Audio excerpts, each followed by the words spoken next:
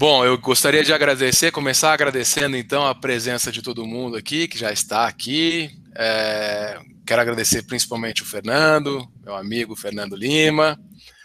O Fernando é biólogo, tá formado na Universidade Estadual de Minas Gerais, fez especialização lá na Inglaterra, mestrado na PUC, doutorado agora na Unesp de Rio Claro. Como ele mesmo se define, ele é mineiro, pai do Ian, e como é que é o nome do seu outro filho que eu sempre esqueço? Alice. Da Alice. O Fernando trabalha aí com mamíferos, tem vários projetos de conservação e tal, mas hoje o projeto que ele está mais animado é um conjunto de podcasts aí, que eu acho que a gente pode chamar aí como um guarda-chuva do Desabraçando Árvores. O Desabraçando aí tá entre os top 5 aí no iTunes aí de história de ciências biológicas, de como é que é, Fernanda? Ciências naturais. De ciências naturais no iTunes. Tá sempre aí nos topos aí do Spotify. Tem 250 mil downloads. É um nosso famoso, já é famoso, Fernando aí. Quando eu falei que eu ia trazer o Fernando, muita gente conhece o Desabraçando, eu menciono constantemente nas aulas. Eu estou muito preocupado em fazer divulgação científica e estou engatinhando nisso, porque eu acho que a gente precisa mostrar cada vez mais a importância da ciência, né? A ciência está num momento crítico aí da gente revalorizá-la, né? Mostrar para as pessoas o que a gente faz, também de valorização do meio ambiente, que a gente está sendo constantemente atacado, e das universidades públicas, né? Então eu venho tentado aí de uma maneira bastante não profissional, né, bastante amadora, trabalhar um pouco com divulgação científica, e o Fernando já tem aí muita experiência, muita gente segue os Abraçando, segue o Fernando. Quando eu menciono o podcast dele, por algum motivo, como exemplo, etc., todo mundo já sabe, já ouviu, nossos alunos acompanham, seguem muito. Então eu convidei o Fernando para vir falar um pouquinho com a gente aí sobre divulgação científica, sem firula, né? Sobre podcast, a podosfera aí, e eu agradeço muito, então, Fê, pela presença aí, e também já informo os nossos alunos aí que o Fernando se predispôs a ministrar um curso de uma disciplina optativa, junto com o Vinícius, professor Vinícius São Pedro, e provavelmente comigo também, que a gente vai falar um pouco sobre divulgação científica. O professor Vinícius já tem uma disciplina dessa, mas a gente vai dar um foco mais aplicado aí nessa versão aí, com o Fê ajudando a gente, falando um pouco de podcast, podosfera e tudo mais. Então agradeço a presença de todo mundo aí, e tá com você a bola, Fê. Obrigado aí pela presença. Bom, eu que agradeço, fiquei super lisonjeado quando o professor Alexandre, eu posso te chamar de tanque? Pode sim. Eu não consigo pensar de outra forma. Eu fiquei muito lisonjeado, né, pelo convite de poder mais uma vez falar um pouco dessa nossa experiência, o que na verdade é algo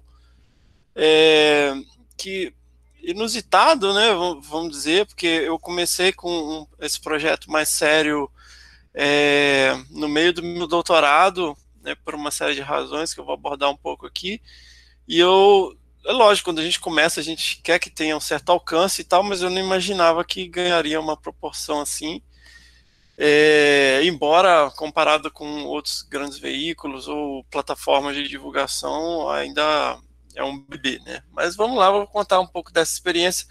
Na verdade, do ponto de vista um pouco mais de uma narrativa, como que isso foi surgindo e dessa experiência que a gente, né, tem e está desenvolvendo, né, que a gente ainda aprende muito com tentativa e erro. Eu chamo essa apresentação de divulgação científica sem firula, que eu acho que é um diferencial que a gente alcançou, é de não usar uma linguagem um pouco diferenciada, que na verdade é basicamente não diferenciar a linguagem do que a gente fala no dia a dia.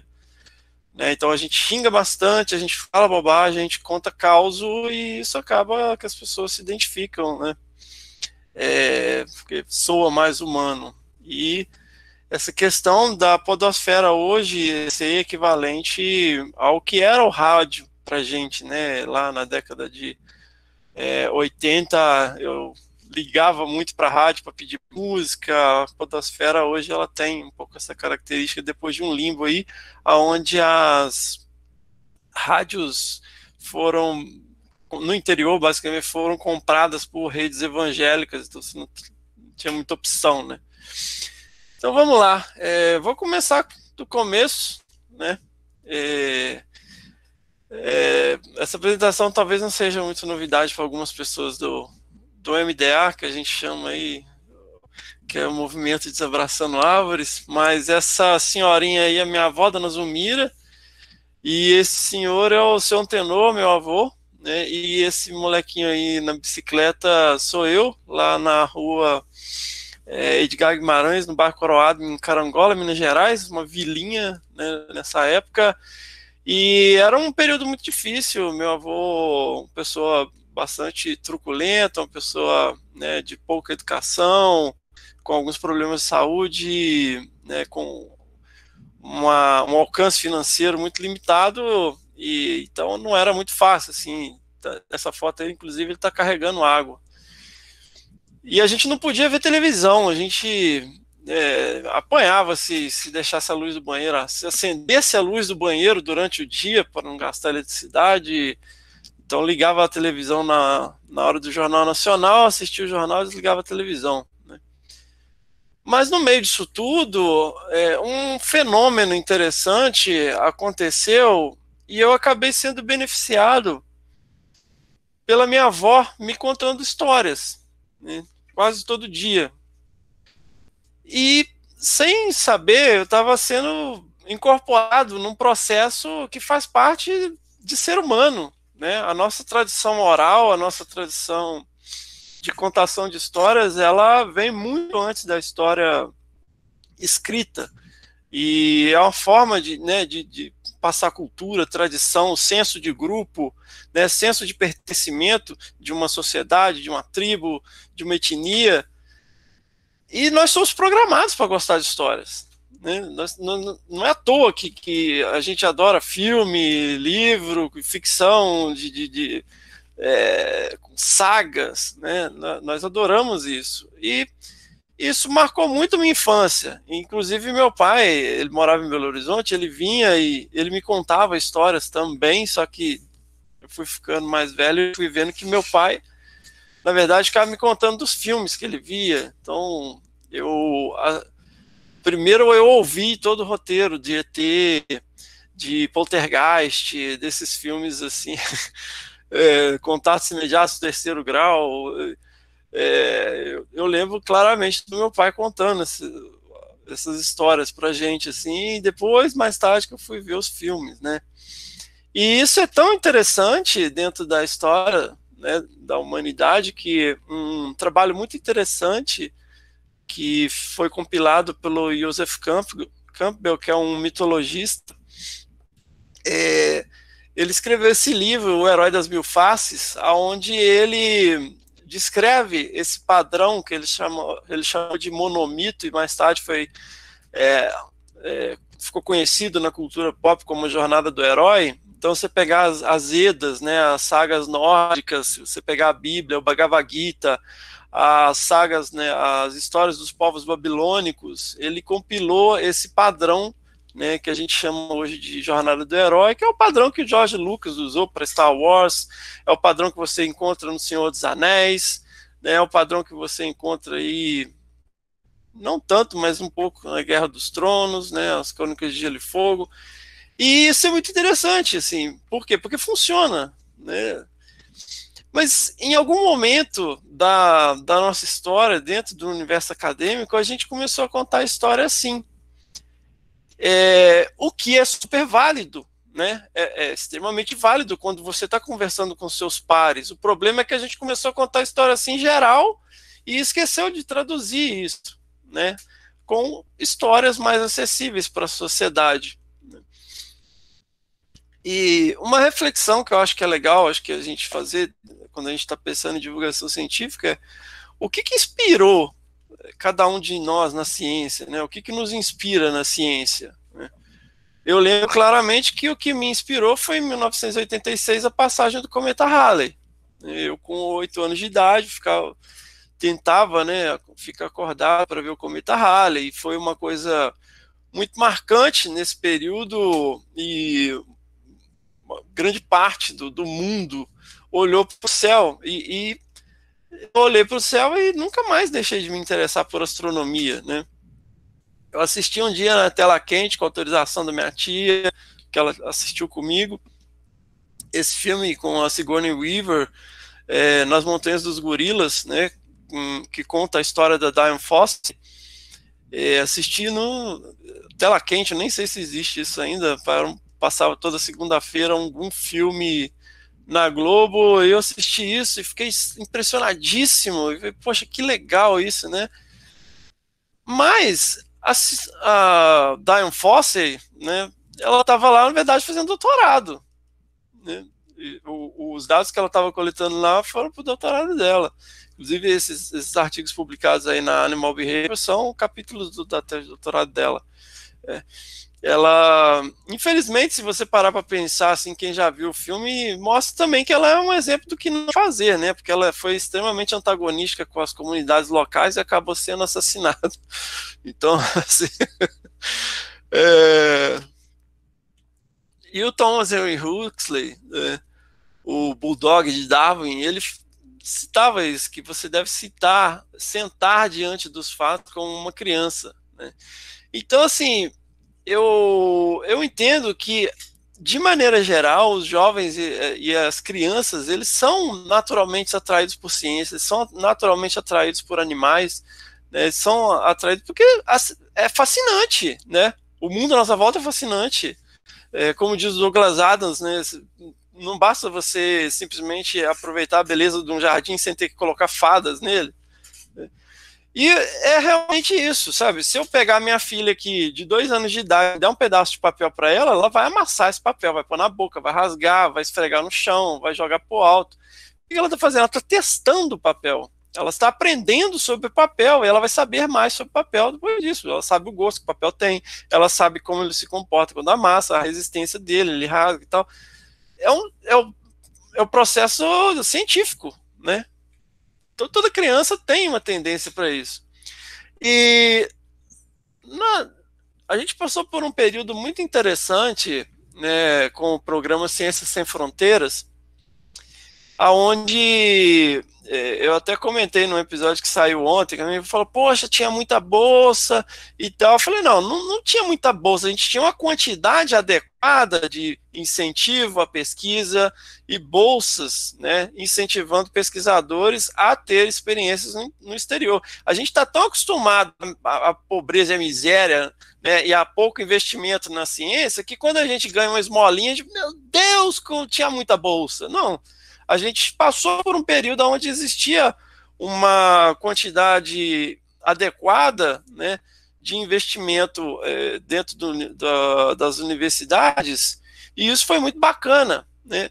Mas lá em 2015, assim, já começou a haver uma série de cortes, e nessa época, inclusive, até começou a haver uma discussão, o professor Marco Mello, ele tem um blog interessante lá, de comunicação científica, e ele começou a discutir as questões da pós-graduação, né?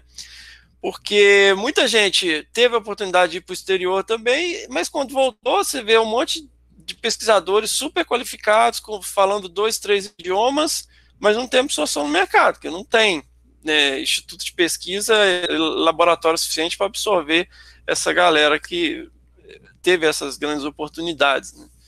Isso causa uma grande frustração.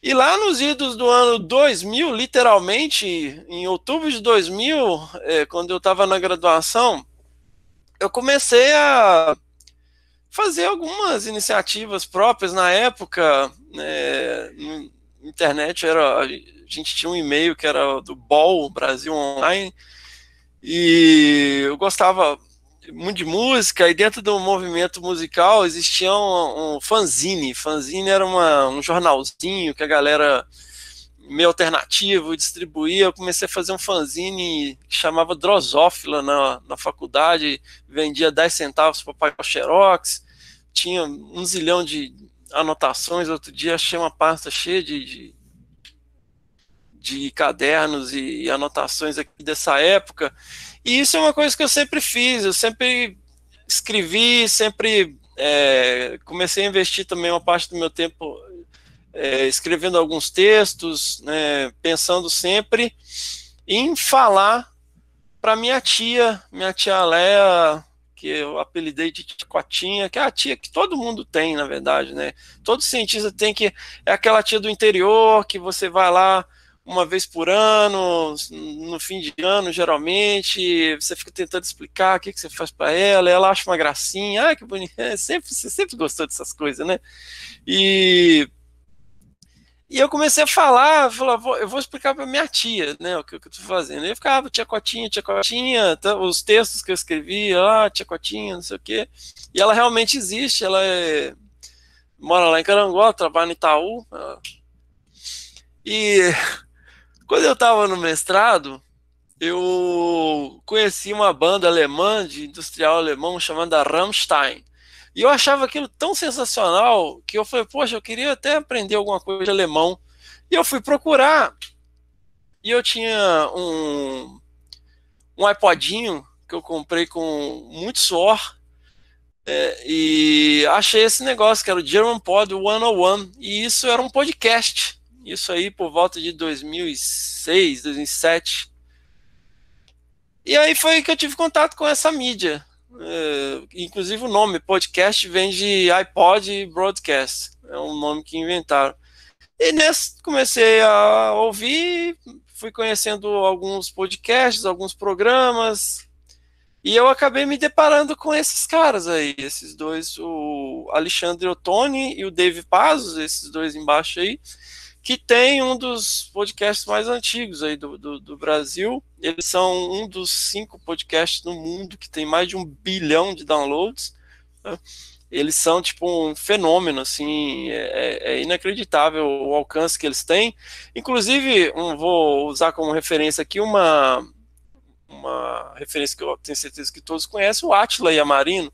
Quem lançou o Átila Yamarino foi o Dave Pazos e o Alexandre Ottoni, do Nerdcast, porque eles têm vários canais, na verdade, no YouTube, e eles convidaram o Átila, o Átila já escrevia lá por Rainha Vermelha e tal, e o Átila, eles convidaram o Átila para ser responsável por um canal que eles estavam lançando, que era o Nerdologia. E nessa época, inclusive, o Átila estava fazendo uma parte do doutorado dele nos Estados Unidos. Se vocês pegarem os primeiros Nerdologias, é só a voz do Átila, ele não aparecia, porque ele gravava lá dos Estados Unidos. E aí o canal foi crescendo e tal, e hoje nós temos aí, né, uma grande referência na divulgação científica, e um dos grandes responsáveis, né, pelo investimento e essa rápida ascensão são o Alexandre Ottoni e o Dave Pazos. Então, o Nerdcast, ele trata de cultura pop, é super legal, os caras têm, né, uma linguagem super bacana e tal, e eu acabei também me deparando com esses caras aí de cima, que é o SGU, que é o Skeptic's Guide to the Universe. Esse senhor no meio de cabelo branco é o Stephen Novella. Ele é um neurocirurgião americano e ele é uma das maiores referências no movimento cético nos Estados Unidos, movimento em prol da ciência, e ele é um dos editores da revista da Science Based Medicine. O cara é um monstro do movimento cético nos Estados Unidos, e a linguagem que eles usam também é absolutamente sensacional. Eles são super nerds e é super interessante o Skeptic's Guide to the Universe.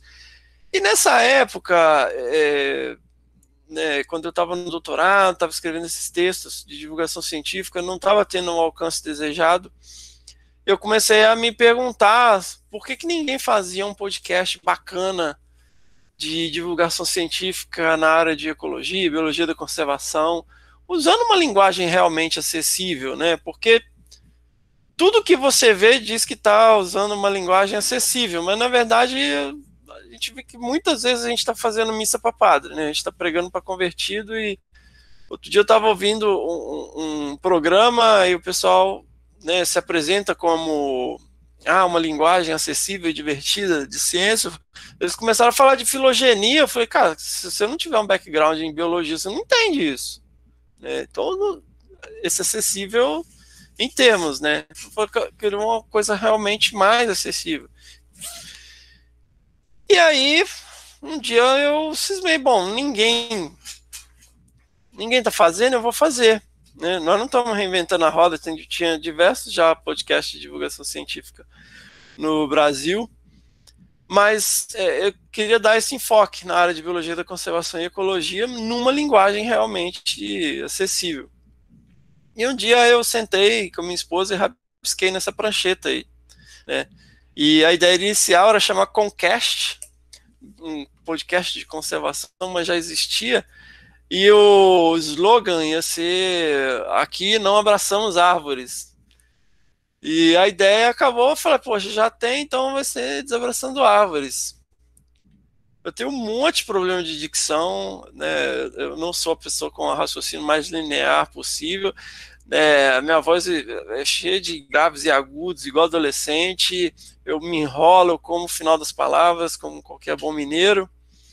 E nessa época eu, inclusive, estava num projeto aqui com o nosso querido tanque Alexandre Martensen, num dos projetos mais curtos e mais bacanas que eu já trabalhei na vida, assim, que é um time muito de elite, assim, são pessoas que eu trabalho há muitos anos, assim, mas nós fomos incumbidos com a missão de reavaliar as áreas prioritárias da Mata Atlântica, né? Então, o tanque, né, Alexandre Martensen, Clinton Jenkins, o Alexandre Ueso, né, e mais tarde se juntou a nós o Henrique, estagiário do Alê. A gente encarou essa missão, um projeto super intenso, curto, produto super, né, organizando eventos, tudo muito intenso, as análises e tal. E nessa época eu comecei com essa ideia do podcast, e nas reuniões em Brasília, lá eu levava o gravador debaixo do braço, e eu morro de rir do tanque agora, porque nessa época eu ficava andando atrás de todo mundo com o gravador, pô, vamos gravar, e ninguém queria gravar, todo mundo saía correndo, o que você quer gravar? Nessa época todo mundo achava que eu tava ficando maluco, não, que negócio é esse, que gravar as pessoas falando e tal. Eu falei, não, vou fazer um podcast e tal. E acabou que eu nunca consegui gravar em nenhum dos eventos, eu nunca consegui gravar com ninguém que estava no projeto. Então a nossa missão dentro do projeto é comunicar ciência e conservação com humor e contação de histórias, apresentando a dimensão humana da pesquisa, onde eu apresento junto com a minha esposa, Miriam Perilli, né? E uma parte dos formatos é dedicada a contar histórias dos pesquisadores.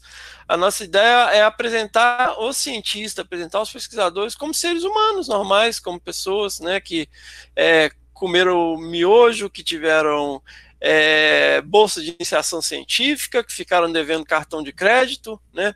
Tirar essa imagem do cientista ser uma pessoa de jaleco branco com um tubo de ensaio num bolso e um rato branco no outro, essa entidade, né, que vive num laboratório.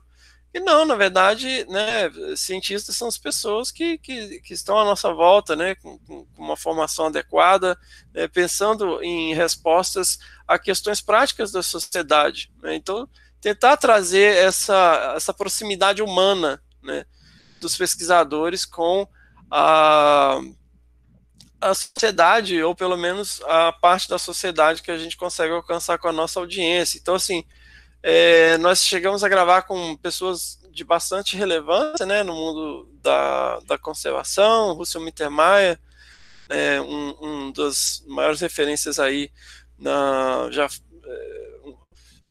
mundiais na conservação, nosso querido Peter Crouch, que infelizmente nos deixou recentemente, Cláudio Pardo, Karen Straia, Flávia Miranda, né?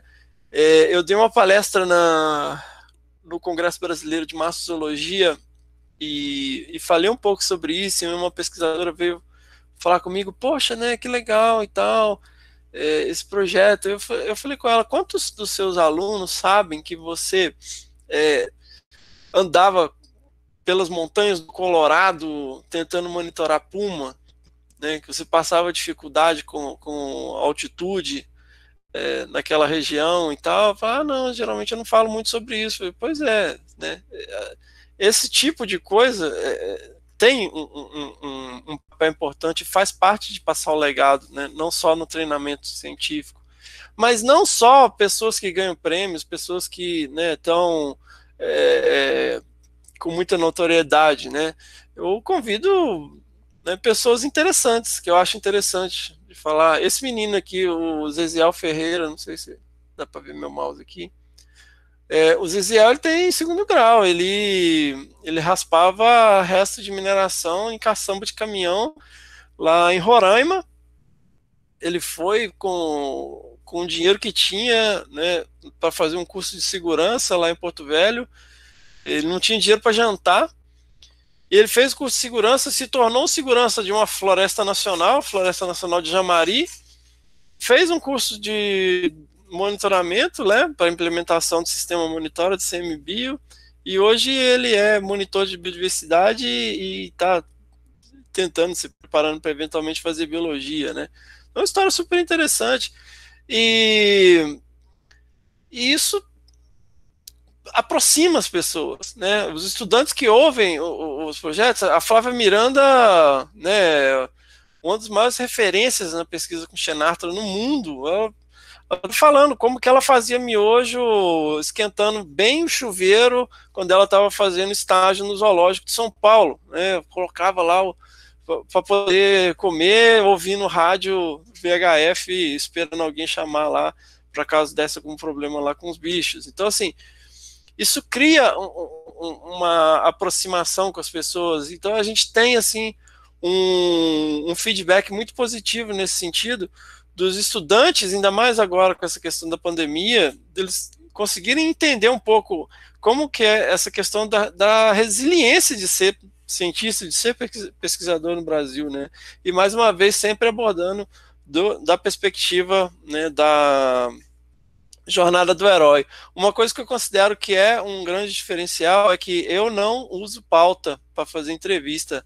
Eu sentei com cada uma dessas pessoas, eu sentei com o Russell Mittermeier num hotel em São Francisco Xavier, aqui no interior de São Paulo, e com o microfone na mão, sentei com ele e conversei com ele. Eu não uso pauta, eu não tenho uma lista de perguntas. Eu estou interessado na história da pessoa. Então, eu tenho um real interesse pelo que a pessoa tem para dizer. E isso transparece. Isso não é uma lista de perguntas, então isso, e aquilo, isso, e aquilo. E isso transparece porque vira um bate-papo, né, rapidamente, né, porque é muito comum, a gente vê isso até no dia a dia, às vezes você está conversando com a pessoa não está prestando atenção no que você está falando, ele está esperando a vez dele de falar, ou está pensando no que ele vai falar na próxima. Eu realmente, acho que por conta dessa questão, né, de lá atrás da minha infância, ficar ouvindo história da minha avó, eu realmente gosto de ouvir as histórias, e às vezes eu acho até que é um pouco egoísta, porque o podcast ele me deu a desculpa perfeita para me aproximar das pessoas que eu acho legais e perguntar sobre a história deles, né? O Tanque tá na fila, o Tanque, tô doido para gravar com o Tanque. E não só isso, nós temos também episódios onde nós discutimos, né, a leitura de e-mails dos ouvintes, né, a gente falou sobre, a gente tem episódios especiais só de perrengues de campo, né, sobre plano de ação de espécie ameaçada, até de organização profissional. Nós fizemos um episódio sobre organização profissional quando a pandemia começou, assim, sobre a rotina, né, de home office. Para muitos de nós, profissionais que trabalham com pesquisa, trabalham no terceiro setor, trabalham na universidade, não era uma grande novidade home office. Mas a gente começou a perceber que uma grande parcela das pessoas não tinham essa familiaridade, né, de ser o seu próprio chefe, de estabelecer seus próprios horários, de ter essa disciplina. Então a gente fez esse episódio trazendo essas experiências, mas ao mesmo tempo nós sabemos que para quem tem filho não é a mesma coisa. Então, em paralelo, nós fizemos só com mães que trabalham com pesquisa. Então, a gente tem essas abordagens, né? Vamos dizer, uma forma que nós temos de fazer essa divulgação é usar referências da cultura pop. Por exemplo, aqui tem 4 artigos, né, um da Frontiers in Ecology and Environment, falando sobre War and Wildlife, que é de uma ciência relativamente nova chamada Warfare Ecology, que avalia os impactos de conflitos armados na conservação da biodiversidade. Então você tem lá, por exemplo, na Guerra do Vietnã, o pessoal jogava agente laranja e napalm para baixo para cima, né? Isso tem um efeito importante para a biodiversidade. O movimento de refugiados de zonas de guerra, isso tem um impacto grande para a biodiversidade, né? Sobre a questão de alien species, né? Qual que é a diferença de alien species para invasive species?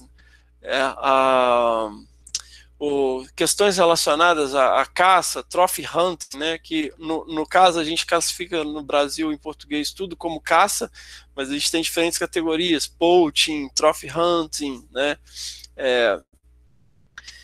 e a questão de hotspot de biodiversidade. O que é um hotspot de biodiversidade? Então, como explicar esses 4 conceitos de uma vez só?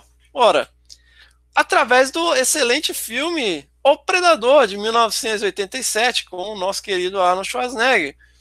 Porque é uma alien species que vem fazer trophy hunting num hotspot de biodiversidade, né, que é na América Central, numa região que está sofrendo aí com warfare ecology.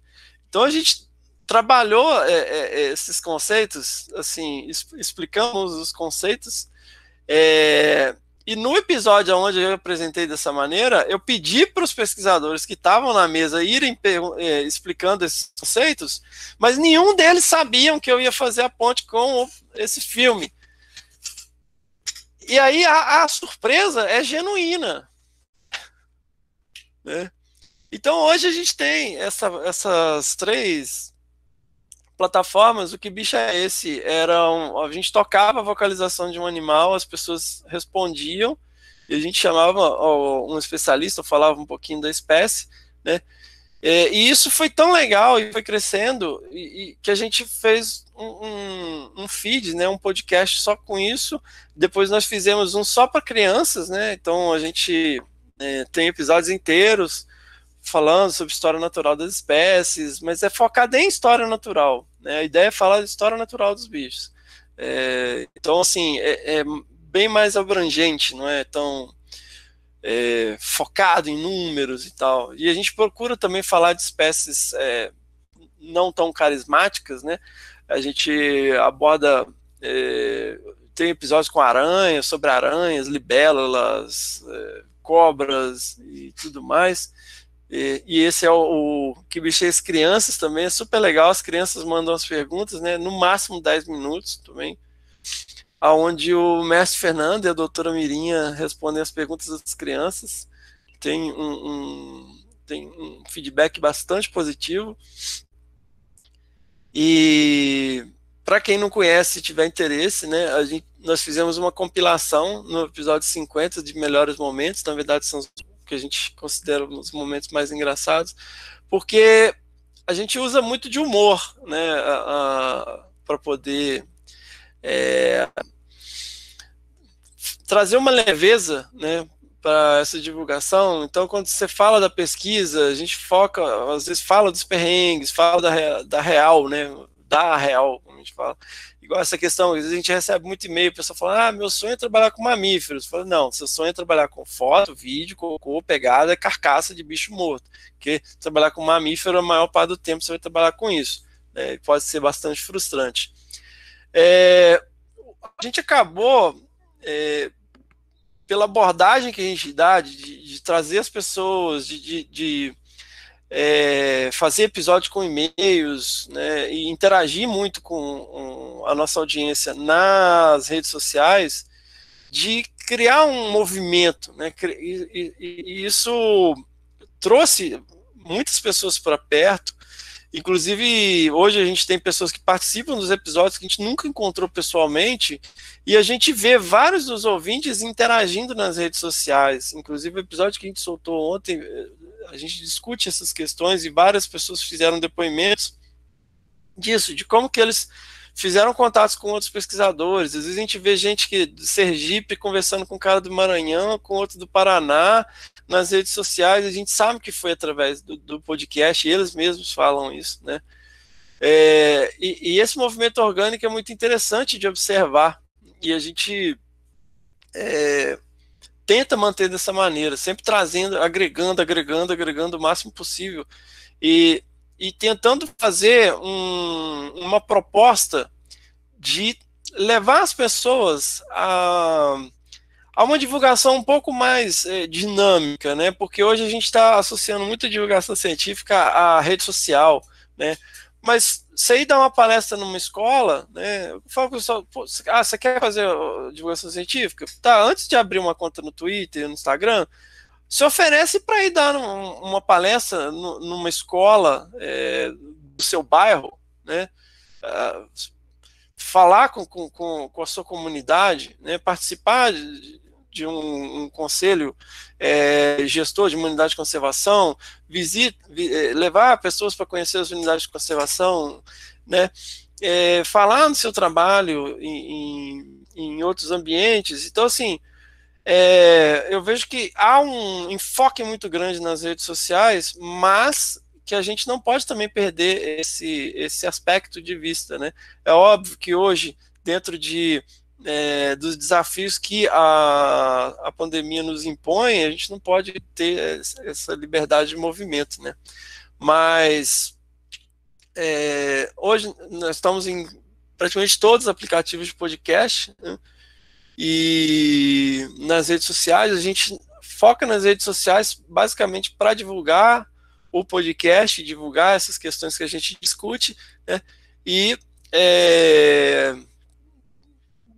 tentar alcançar um público maior, mas a nossa plataforma tem sido, né, através dessa dinâmica. E hoje nós estamos aí chegando em 250 mil downloads, né, em todo o território nacional. Nos primeiros 2 dias que a gente lança um episódio, tem um pico relativamente grande de audiência, e o feedback tem sido bastante positivo, né, principalmente de pessoas que são jovens profissionais, pessoas que estão no início da pós-graduação, às vezes até inclusive já no pós-doutorado, assim, doutorado também, sobre essa abordagem que a gente dá, né, e das perspectivas que a gente traz, falando normalmente, né, sem mudar a linguagem, sem nada rebuscado. A gente só trata mesmo de números, de datas, de estatísticas, quando são questões muito pontuais, né, a gente traz a informação dessa maneira, mas de maneira geral a gente traz a informação através de experiências, né, e não só da questão analítica, né? Então, por exemplo, quando alguns colegas publicam um artigo, a gente convida às vezes para vir falar do artigo, mas falar qual que é a conclusão, não falar qual que a análise usou, né? Embora, né, às vezes tem que explicar tudo, né? Porque não estou desfazendo de forma alguma desse tipo de comunicação. É mais a questão de como levar isso a minha tia Cotinha, né? Então a gente tenta adequar essa linguagem para alcançar outras pessoas. Então tem sido bastante interessante. Nós temos advogados do interior do Pernambuco que escrevem para a gente. Tem gente que gosta de corrida de aventura e se interessou por ecologia e acabou achando a gente, e manda contato. Tem um cara, gente de TI, cara de TI lá de São Paulo que faz corrida de aventura. Muitos pais também, né? Eu recebi agora, antes de começar aqui, até mandei o link. Pais acabam ouvindo porque os filhos ouvem de vez em quando, ouve aqui e tal, isso aqui é legal, eles acham engraçado e começam a ouvir também. Isso tem sido bem interessante. E vamos lá, eu queria ouvir um pouco também de vocês. Parei de apresentar? Parou de apresentar. Aí. Legal, Fê, foi uma boa explanação de como você chegou aí no Desabraçando. Bom saber, com detalhes, assim, eu acompanhei a história aí, a gente fugindo do microfone. Bom, eu vou abrir as perguntas então aí antes de começarem. Bom, basicamente isso que você comentou aí, o pessoal costuma dizer que é storytelling, né? É isso aí, né? Contação de história, storytelling. Contação de história, né? Quer dizer, a ferramenta que você usa para divulgação científica é storytelling. Você acha que... Bom, e vamos supor assim, você estava falando das várias mídias sociais para divulgação científica e tal, você tem o podcast, tem o YouTube, tem monte de outras opções, o Facebook, etc, etc. Você acha que então o storytelling e o podcast são boas ferramentas, têm surtido efeito, porque agora você acha que essa mídia também se aplica em outras, esse formato de storytelling também se aplica em outras mídias sociais, ou o podcast rádio, podcast seriam particularmente suitables aí para storytelling? O que você... Eu acho que storytelling ele é válido em qualquer mídia, né? A gente, seja através de blog, seja através de vídeo no YouTube, né? Ele é uma boa ferramenta para se utilizar na divulgação científica, em qualquer aspecto de qualquer artigo, trabalho, você tem uma motivação ali, né? De onde surgiu a pergunta, né? O que te levou a coletar os dados, né? De onde vem essa curiosidade para responder essa pergunta específica que deu origem a um artigo científico? E outra, quanta porrada você tomou nesse artigo científico até ele ser publicado? Isso é importante falar também. E isso é storytelling. Eu tenho uma palestra que eu dava lá no laboratório do Miltinho lá na Unesp, né, sobre essa questão de como funciona um artigo científico, onde eu mostrava todos os replies dos artigos que eu já colaborei, né, os replies dos revisores, né. Um dos artigos que a gente tem mais, que eu tenho mais citação que eu colaborei, uma das primeiras revisões, o cara falou que o artigo parecia um folheto de ONG. Então, assim, quem está começando, quem está na graduação, quem está no mestrado, quem está no doutorado, às vezes vê o cara publicou um artigo. Eu falo, cara, mas ninguém conta que esse artigo às vezes foi submetido para 3 revistas antes de chegar naquela, né? Que ele tomou porrada de um monte de revisor, que ele foi rejeitado. Então, assim, isso também é storytelling, né? Esse aspecto de você, além de mostrar só o resultado, mostrar o processo também, né?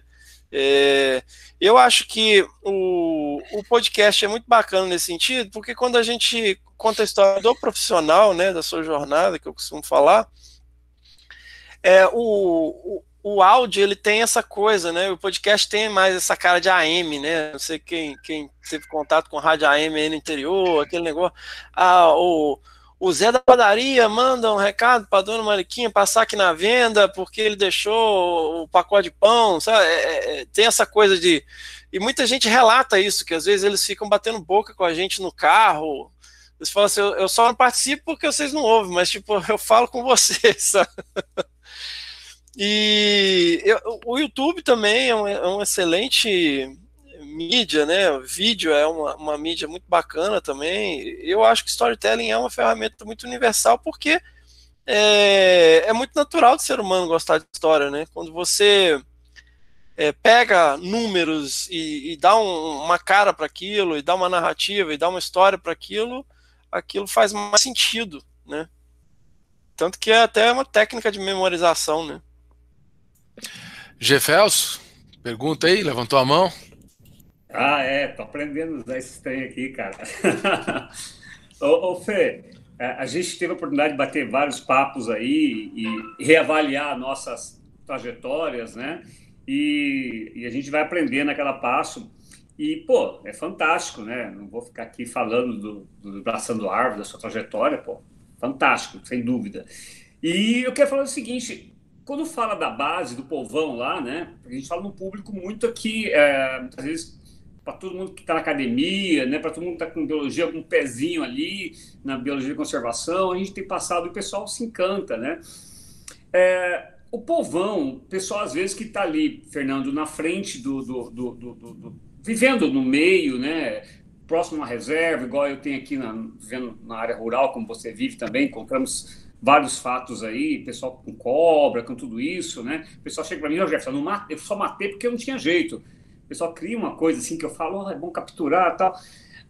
Você acha que o podcast aí, né, ele poderia ter uma amplitude maior, apesar de até minha mãe estar mexendo hoje com internet, com um celularzinho, por exemplo, alguma forma disso chegar num conto diferenciado para esse pessoal, né? De repente jogar isso, não sei, ou preparar esses podcasts pronto para uma rádio que entra ali, que o cara ouve de manhã cedo na mangueira. Vocês têm pensado no 2.0 aí, que vai para outro público, você não entende? Estou falando um público mais tio João lá, que está do lado do Morro do Diabo, os assentados, quem trabalhou, uma coisa assim, acho que seria fenomenal, né? Ter essa abertura também. Sim e não. Seguinte, então, cara, uma coisa que eu falo muito no podcast é o seguinte: a gente tem essa coisa de poxa, eu vou falar uma coisa, vocês me perdoem, mas assim, eu vou dar um exemplo que é o Pint of Science, que é super legal, né? Eu acho super legal, uma iniciativa super bacana.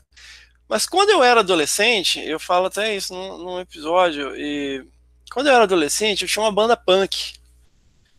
E o movimento punk, você não precisa necessariamente saber tocar, o importante é fazer, do it yourself.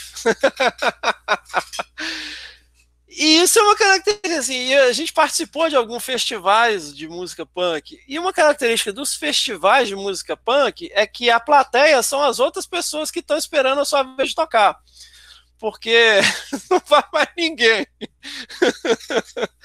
E eu me pergunto às vezes, o Pint of Science, ele é realmente um lugar, um local onde as pessoas que estão ali, é o cara que foi tomar uma cerveja, comer uma pizza com a família dele e se deparou ali com, pô, que interessante essa galera aí falando e tal, vou aqui tomar uma cerveja e prestar atenção, ou é a galera da universidade que vai lá tomar cerveja e assistir, né, um festival de música punk. E aí, Jefferson, por conta, né, dessas nossas vivências, né, meu amigo, lá com assentamentos de reforma agrária, né, minha infância também em Minas, a gente sabe que certas coisas não chegam, né, no que a gente chama de povão, e às vezes eu enfatizo muito isso também no podcast, porque o fato de você estar na graduação, de você ir de chinela e bermuda assistir aula, não quer dizer que você é povão, no caso, você está fazendo universidade, você faz parte de uma pequena parcela da população, muito privilegiada, né? E aí, Jefferson, o que eu falo para o pessoal foi o seguinte: a gente buscar ouvir o que está à nossa volta. Eu falo, cara, galera, procura a padaria mais copo sujo de subúrbio, aonde os motoristas de ônibus vão tomar café, aonde os policiais vão tomar café, aonde os pedreiros vão tomar café. Senta lá e toma um café lá, que aí você começa a ter um contato com a realidade. E 3 esportes importantes: capoeira, jiu-jitsu e pelada, de campinho de futebol. Ali na roda de capoeira não interessa se você é engenheiro, advogado, pintor ou pedreiro, o que importa é a capoeira. Jiu-jitsu, a mesma coisa.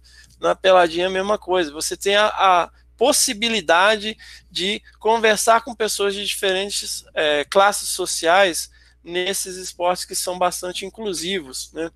E aí, eu acho que isso dá uma perspectiva melhor de como falar certas coisas.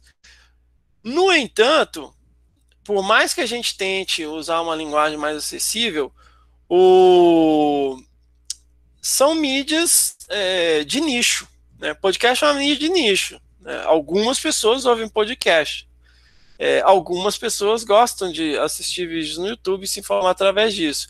Qual que é a mídia mais acessível nesse momento? Inclusive, a última eleição foi ganha usando essa mídia, o WhatsApp. Então, esse 2.0 aí, Jefferson, a gente chegou a fazer uma experiência com Que Bicho é Esse Crianças, fazer programas muito curtos, né, de até 10 minutos aí, que viabilizem a gente compartilhar eles pelo WhatsApp. Né? Isso vai um 2.0 legal, porque se a pessoa tiver que instalar um aplicativo, ouvir um podcast e tal, aí você já criou uma barreira, né, que para uma grande parcela da população é uma barreira bastante intransponível. No entanto, cara, qualquer pessoa que tem um smartphone tem um WhatsApp. Né? Então você pega aí uma pessoa num assentamento de reforma agrária, numa favela, numa área, e se a gente consegue atribuir certos tipos de linguagem que isso faça sentido, isso ganha vida própria através do WhatsApp, como a gente está vendo aí com muita coisa. O negócio é que assim, você não sabe, você não tem nenhum controle, né? Assim, ele vai e é isso aí. Você espera que ele chegue aonde ele tem que chegar, né? Ele é muito orgânico, né? Então é difícil você medir qual que é o alcance. Mas esse 2.0, assim, uma coisa que tenho sempre em mente se a gente conseguir criar, né, Tanque, um formato curto o suficiente para que ele tenha um tamanho de arquivo que a gente possa despachar pelo WhatsApp, e a gente consegue, e usando uma linguagem bacana, a gente consegue chegar nessa galera aí que você está mencionando, Jefferson.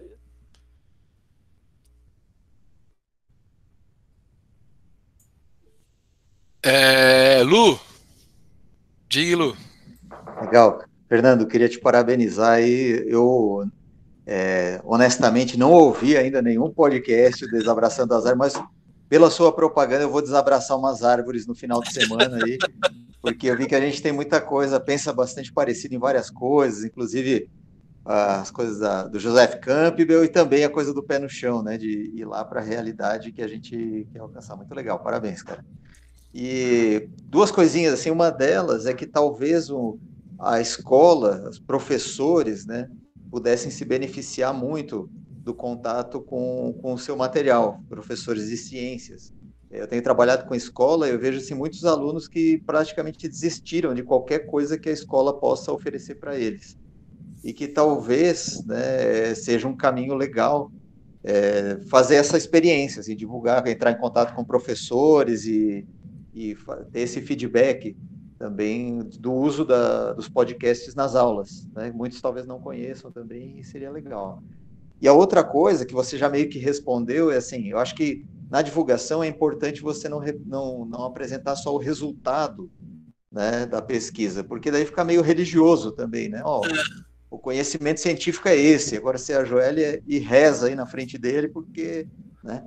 Então, isso que você faz, né, eu acho que de contar um pouco a história da pesquisa, eu acho que é legal, né, porque ela já vai nesse sentido, mas a pergunta que eu queria fazer é assim, você sente que quem ouve também começa a entender o método, né, o processo do desenvolvimento do conhecimento científico e o caráter dinâmico dele, né, porque é aquela coisa, minha mãe é uma super espectadora assim, de divulgação científica, né? Aposentada, fica lá olhando coisa de divulgação científica direto. Ela nem tem muita formação, assim, mas ela curte. E aí é aquele negócio, essa semana o café faz bem. Na semana que vem o café faz mal. Não, agora o café faz bem de novo. Né? E aí essa visão crítica, né? A gente está pensando assim, que essa visão crítica da própria ciência também é importante para a pessoa conseguir se proteger também do aspecto mais religioso da ciência, né? Ou mitológico, digamos assim. É isso aí, mas parabéns, cara, curti muito. Obrigado, Luciano. Então, sobre essa questão das escolas, é muito interessante, assim, porque, na verdade, eu não tenho perna para fazer mais do que eu faço, assim. Na verdade, eu dedico uma parte maior do que eu deveria, do ponto de vista do bom senso, assim, me dedicando a isso, porque, né, até o Tanque fala, pô, isso aí que você faz é mais importante do que a sua pesquisa. Eu falei, mas não paga minhas contas, minha pesquisa paga. Então,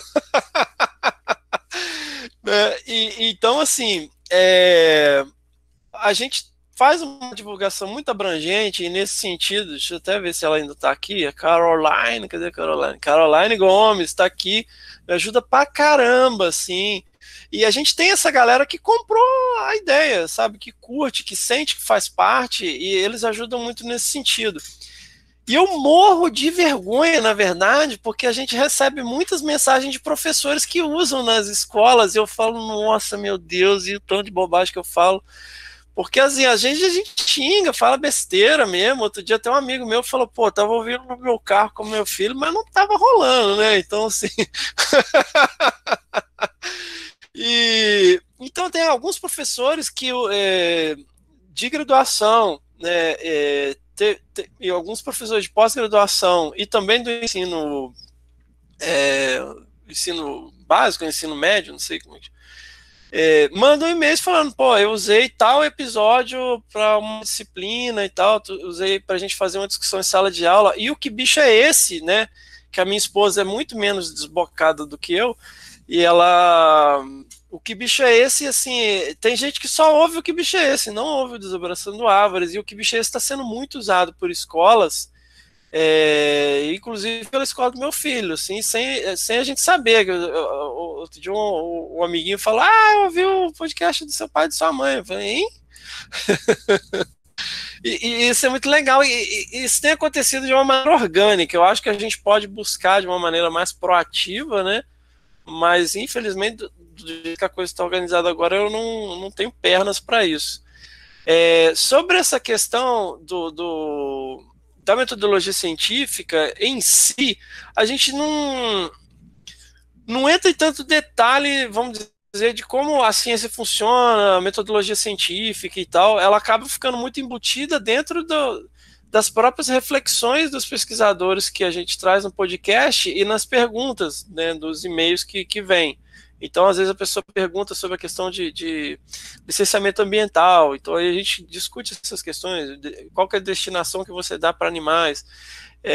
Então, a gente discute, acaba sendo de uma maneira um pouco indireta. Então, não necessariamente dessa forma do método científico per se, assim, sei lá, como você pegaria num texto do Carl Sagan, por exemplo, onde vai lá bonitinho explicando o dragão na garagem e tal, né? Então, talvez a gente não atenda a esse requisito de uma maneira tão explícita, né? Perguntas? Comentários? Eu queria mudar. Tem gente aí com Danilo. Diga lá, Danilo. Fala, Fernando, beleza? Escutando. Então, eu estou pensando, porque a gente tem um grupo bem grande, bastante bem estruturado de educação, de divulgação científica, que é centrado lá na Federal da Bahia, a professora Blandina Viana. E, assim, tem muita atividade muito boa lá de divulgação científica, de ciência cidadã, e realmente eles são muito bons lá. E eu estou nesse grupo, mas eles são muito melhores do que eu em divulgação científica. Assim, então, a aluna de doutorado de Blandina está milhões de anos à frente de qualquer coisa de divulgação que eu tenho aqui. Mas eu tenho minhas ideias, né? E também estou buscando como fazer, porque eu acho muito importante fazer isso, o que você está fazendo é muito legal. E eu achei interessante uma coisa que você fez aí, que ela bate com umas ideias que estão lá no fundo da minha cabeça. Você falou muito da trajetória do herói, aí você trouxe ela várias vezes, né? E eu entendi que você trouxe ela como, assim, trazer a trajetória do cientista, né? O cientista, a trajetória do herói. Mas eu penso muito, porque eu tenho estudado bastante sobre isso, inclusive, e eu tenho pensado, né, a trajetória do herói, ela está lá porque ele é o tipo de história que a gente está meio pré-programado para escutar, né? A gente gosta a trajetória do herói, né? A coisa da superação e da superação, do aprendizado e do retorno para casa, né? Aquele ciclo do herói. Então, e eu tenho pensado muito a transmissão de ciência, daí que você tem lidado com isso, eu vi também, então eu queria ver a tua opinião. Quer dizer, a transmissão de ciência, não só a trajetória do herói aplicada ao cientista, mas se a gente conseguir se transmitir a ciência, o processo científico, a criação de resultados que têm utilidade para a sociedade, como uma trajetória do herói. Você já parou para pensar nisso? Não contar a história do cientista, mas contar a história da pesquisa como uma trajetória do herói. Será que as pessoas internalizariam ela melhor, parariam mais para escutar, para ler sobre elas? É uma coisa que está além na minha cabeça, assim, mas me parece que é buscar na cabeça das pessoas aquilo que atrai elas a parar para escutar. Não sei se você entende o que eu falei, mas é algo bem mais, não sei, uma busca por formas de fazer as pessoas se interessarem, pararem para escutar e ficar com aquelas histórias no fundo da cabeça. Eu acho que se encaixa um pouco naquilo que eu estava falando, que eu comecei a usar o exemplo da história de um artigo científico, né? Por que você pensou naquela pergunta? Por que o artigo foi... qual que é a história dele? Como ele começou a ser escrito? Como que a ideia surgiu na sua cabeça? Como que você foi coletar os dados? Quantos pau ele tomou? Quantas vezes ele foi revisado? Eu acho que, não sei se é uma interpretação também dentro disso, eu acho que é uma aplicação, né, da jornada do herói, tipo, o encontro com o mentor. Não, eu penso não só na história do artigo, mas na história da pesquisa em si, né, na história do resultado, né? O resultado ele tem uma história, eu fico pensando, a gente vai lá em campo e coleta uma certa ave, coloca uma anilha nela, observa ela durante tanto tempo. Por trás dessa observação que vira um resultado de pesquisa, existe a história de uma ave que está fazendo alguma coisa lá, né? Contar a história dessa ave talvez seja uma forma de trazer o resultado para as pessoas, contando não um experimento, mas contando uma história de um personagem ali que está... É uma inversão da coisa, né? Você pegar e não contar o resultado, mas contar a história do que deve ter acontecido para aquele resultado vir a aparecer.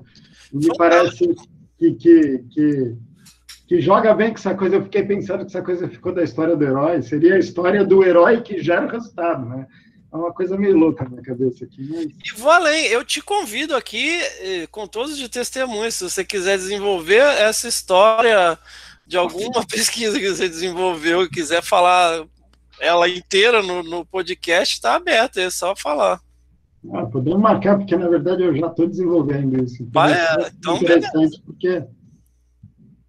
O problema do Fernando eu fui falar, abrir a boca outro dia, ele já me botou para trabalhar também. Esse que é o problema, a dificuldade é essa. Uai, tem que ser assim, que eu não dou conta mais. Eu queria... a Carla tá ouvindo aí? Carla Copanax. Tá. Carla, conta a história do seu pai. Eu vou contar. Meu pai começou a ouvir comigo no almoço, os podcasts, e aí ele achou sensacional. Ele ama essa parte de história, ele sempre utilizou esse método, assim, até para tentar ensinar a gente a matéria.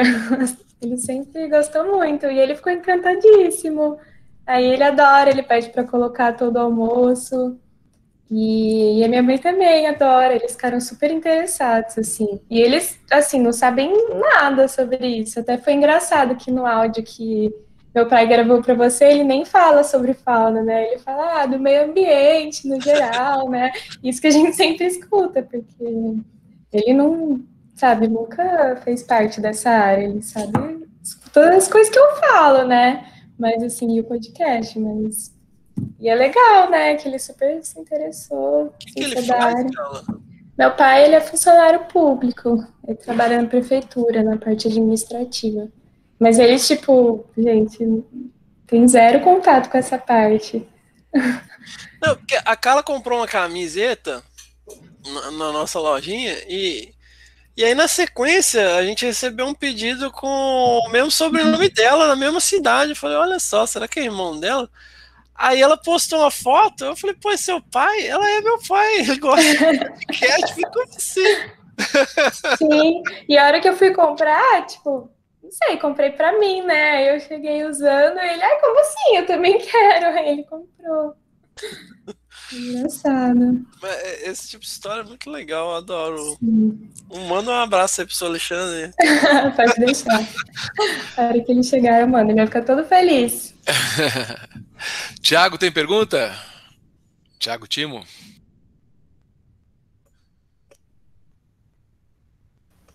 Sim, tem pergunta. Na verdade, ia comentar, Fernando. Primeiro, parabéns. Eu tenho acompanhado um pouco, gostei.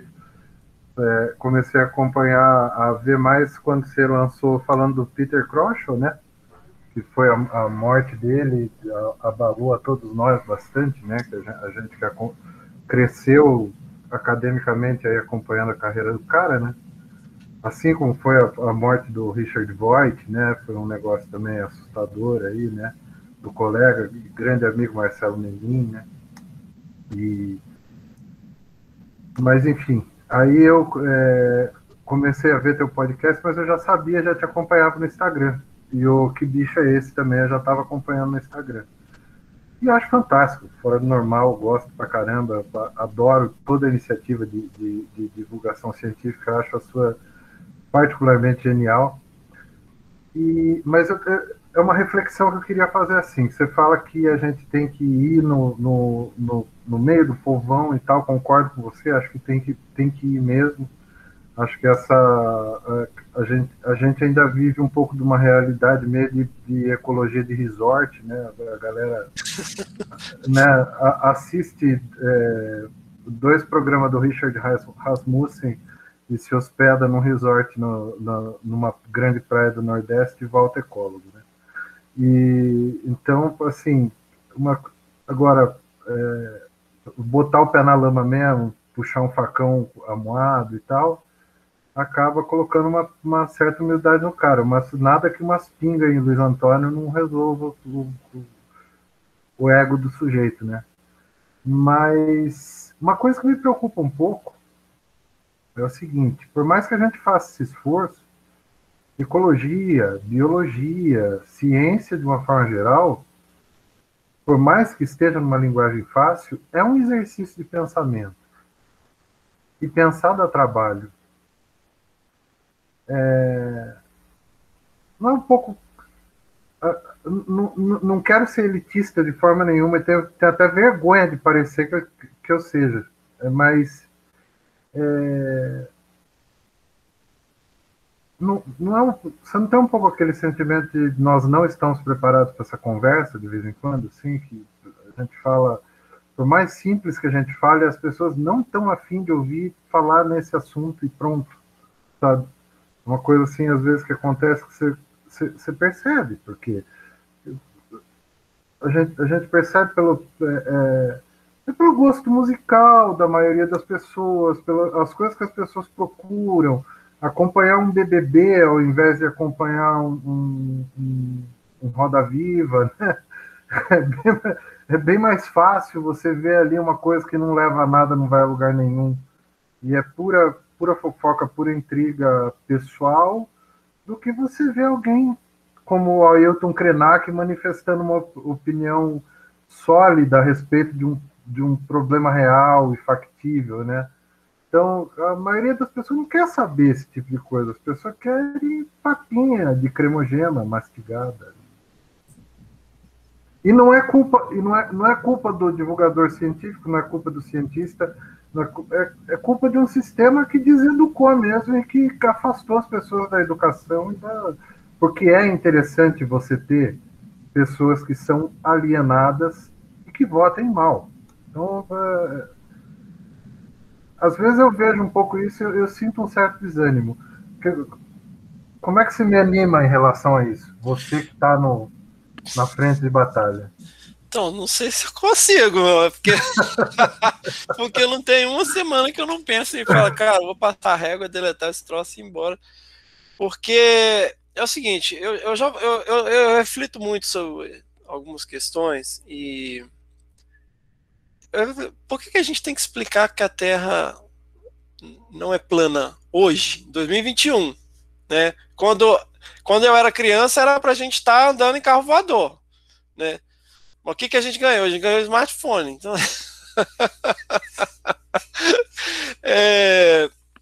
eu já pensei muito sobre isso.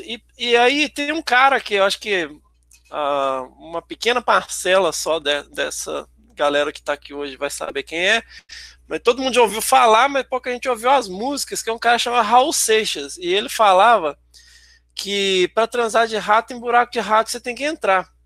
Eu entrei em tudo que é grupo de terraplanista no Facebook para tentar entender qual que é, né, do negócio. E aí eu vi umas coisas assim, tipo, vídeos mesmo, dos caras pegando umas bolinhas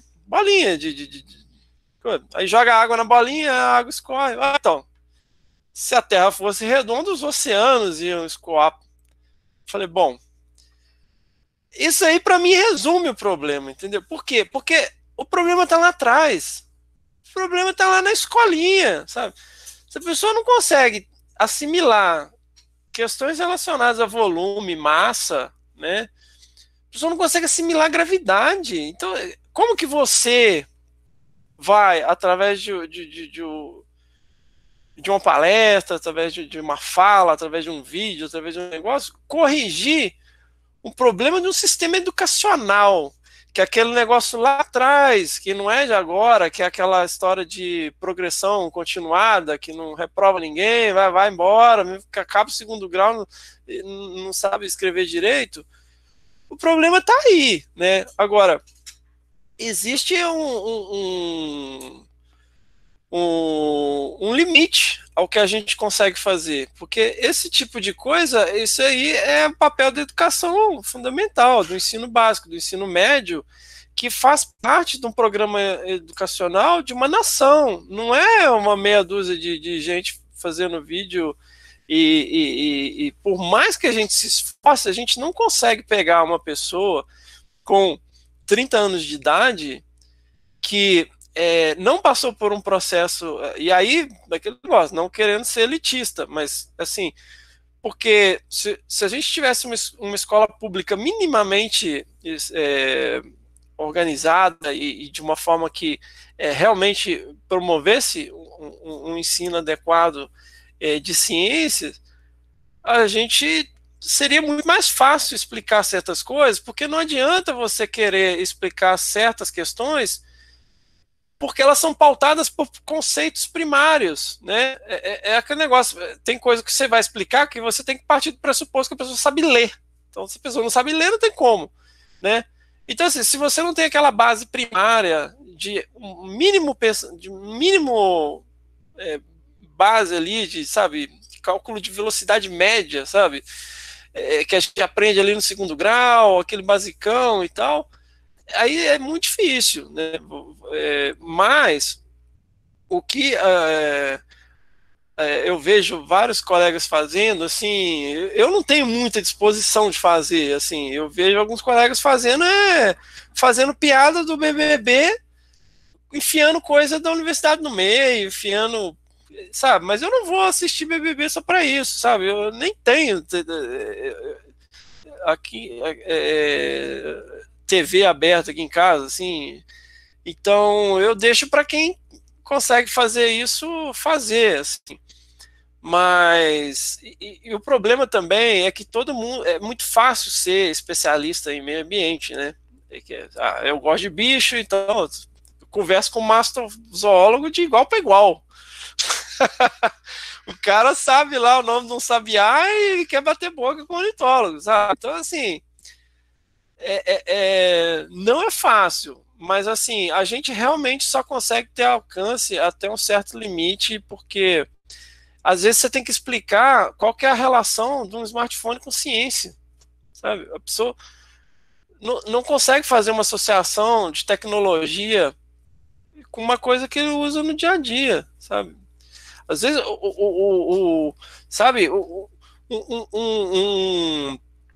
uma ponte de um processador ali, às vezes são 3 teses de doutorado para desenvolver uma forma de transmissão de dados mais rápido, sabe? A pessoa não consegue fazer essa ponte, né? Então, é bastante desafiador, mas eu acho que a gente só consegue ir até um certo limite, por um aspecto, para quem trabalha com fauna, tem uma relativa facilidade, vamos dizer, né? Eu fui dar uma palestra lá na escola do meu filho, tinha uma caixa com crânio de animais e 2 armadilhas fotográficas. Para um monte de criança de 12 anos de idade, eu não preciso nem de me esforçar, né? Uhum. Mas para outras questões de ciência é muito difícil, né?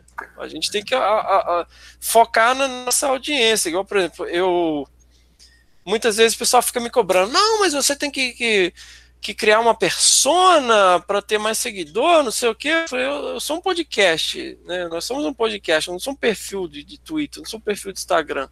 Nossa meta não é essa, nossa meta é nossa audiência na podosfera. Então, se a gente começa a querer atirar para todo lado, às vezes também não... eu nunca vou ter o mesmo alcance de gente que tem um enorme alcance no YouTube, porque eu não... Que é onde eu caio, me perdoe te interromper, mas naquilo que você estava falando, que fica meio que dentro do mesmo, né, daquela audiência mesmo, que voltando naquela questão do Paint, por exemplo, que é quem quer ver, é quem está afim. Não adianta a gente esperar que vá, porque exige um determinado grau de preparo já, senão o cara vai entrar ali e vai olhar e vai falar, porra, mas do que esse cara tá falando, né? Isso aí não me interessa, não me toca, não me atinge, né?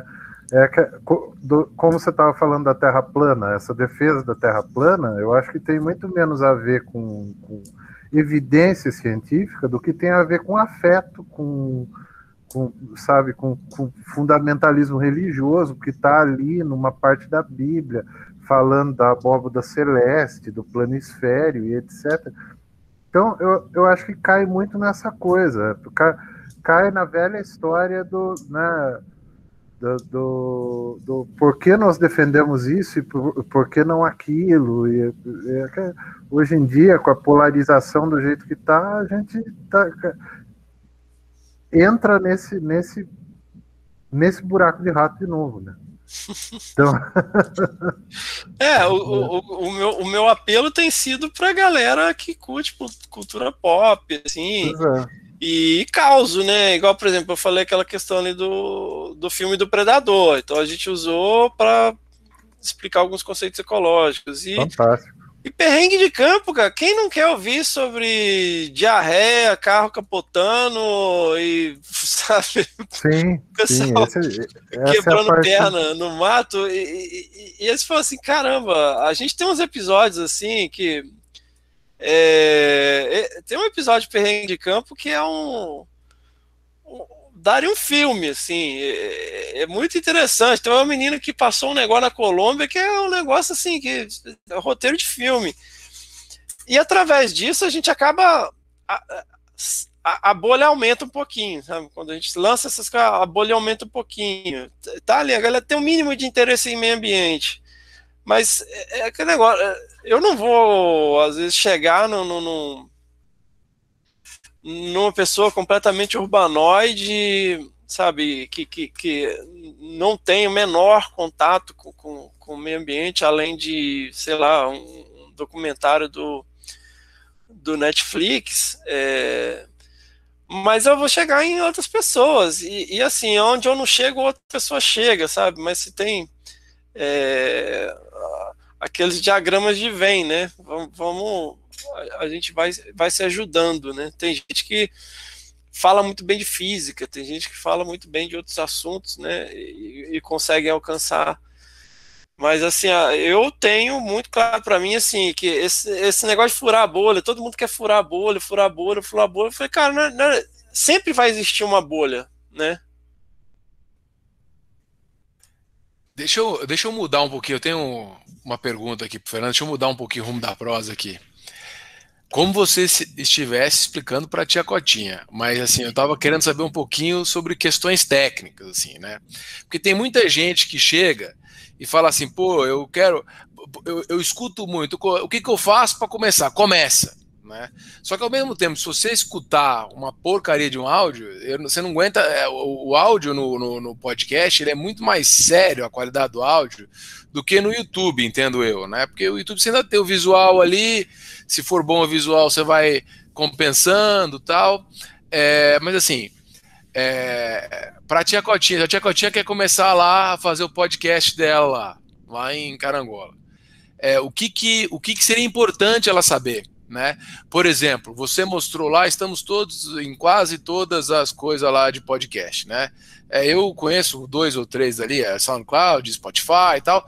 Como é que é? Paga para botar lá? Não paga? É igual no YouTube? Cria um canal? Não cria?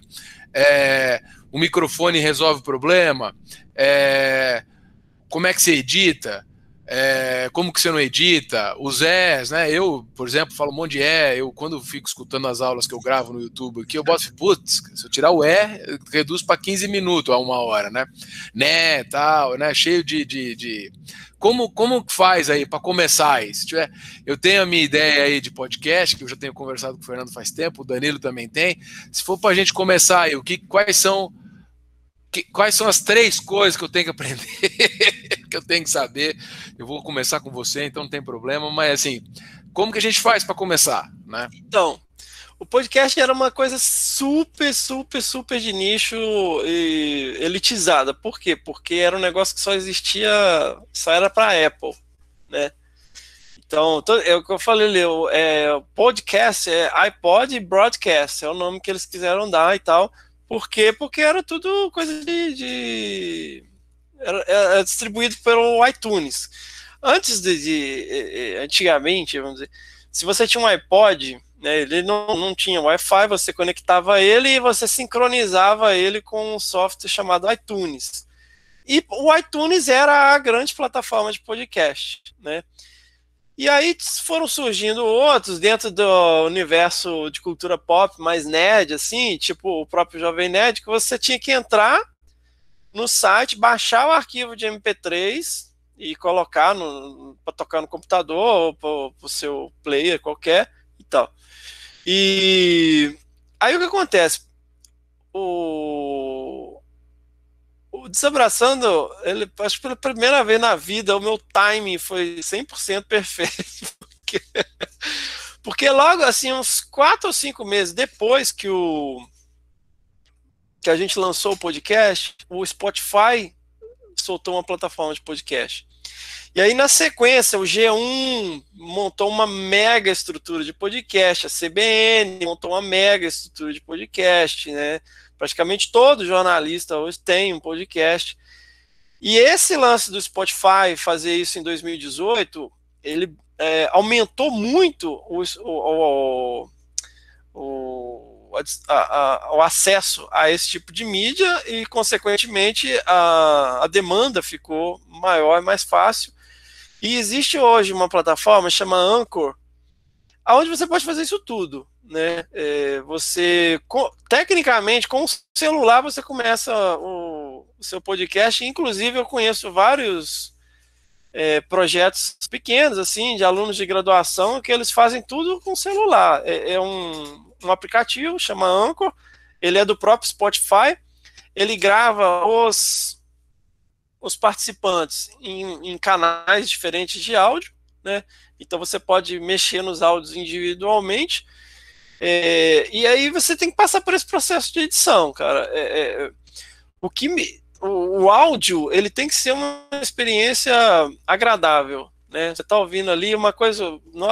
a gente teve problemas horríveis no início, porque as pessoas que eu chamava para participar falavam, cara, não, tem que tomar cuidado com o áudio. Não, ninguém liga. Eu falei, liga. Sabe? Pô, tem um cachorro latindo, uma moto passando, sabe? Tá estragando aqui o microfone, né? Então tem que ter esse tipo de cuidado. Então, hoje, com um celular normal e com um foninho de ouvido desses que vem no próprio celular, você grava. Numa qualidade, assim, se você tomar bastante cuidado com a ambiência, né, de não ficar esbarrando o fone de ouvido na roupa e tal, dá para fazer, e barato, né? Dentro do o próprio Anchor, ele distribui para quase todas as plataformas de podcast, as relevantes, né? Tem umas plataformas também que nem faz diferença, que ninguém ouve. Mas se você pegar aí as 5 principais, ele vai tudo de graça lá, tudo distribuído 100% de graça, tá muito fácil. E aí acaba virando um negócio estranho também, porque virou um novo blog, né? Então, o que aconteceu lá no início dos anos 2000, né, que muita gente tinha blogs de ciência e tal, não sei o quê, agora tem muita gente fazendo podcast, e aí você entra nas plataformas, tem vários, assim, dezenas de podcasts que tem 3, 4, 5 episódios e para, né? Porque eu acho que o grande lance é, começar, 2, manter. Porque dá trabalho, né? O ideal seria a gente fazer episódios curtos e tal, que aí fica mais tranquilo, mais fácil. Mas no nosso caso a gente não conseguiu, cara. Mas o ideal, assim, é a periodicidade. Se você fizer 10 minutos semanais, imagine, no final de um ano você tem 51, né?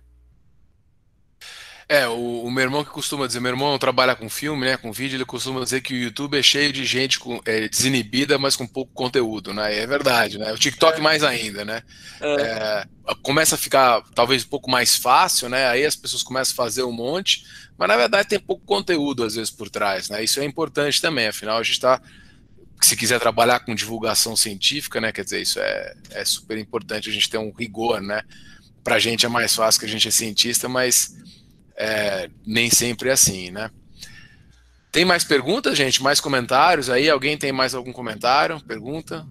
Tylon, acho que o Tylon está fazendo mestrado com divulgação científica, né, Tylon? Se não me engano, acho que se não me engano, é ele que está trabalhando com o Vinícius, né?